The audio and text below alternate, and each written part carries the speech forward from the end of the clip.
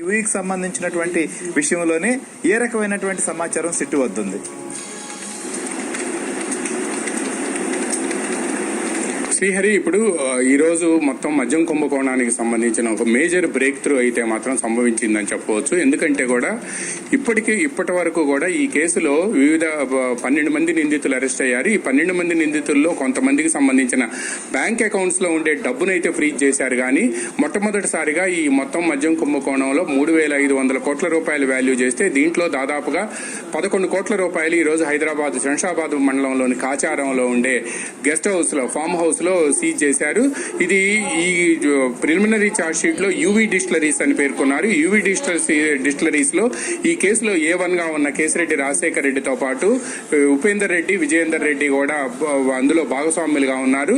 వాళ్ళకి సంబంధించిన farm house లోని దీంట్లో ఈ డబ్బులు దాచినట్టుగా కూడా వరుణ్ ఇచ్చిన సమాచారం ద్వారా తెలిసింది. అందువల్లనే ఈ రోజు తెల్లవారుజామున వెళ్లి అక్కడ దాడులు నిర్వహించి మొత్తం 11 కోట్ల రూపాయలను 12 పెట్టెల్లో దాచిపెట్టారు.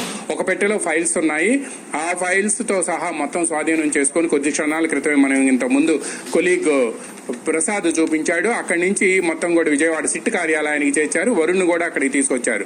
వరుణ్ కూడా ఈ కేసులో ఏ పార్టీగా ఉన్నప్పటికీ కూడా కేసిరెడ్డి కలెక్షన్ గ్యాంగ్ లో అత్యంత కీలకమైన వ్యక్తి వరుణ్ పురుషోత్తం.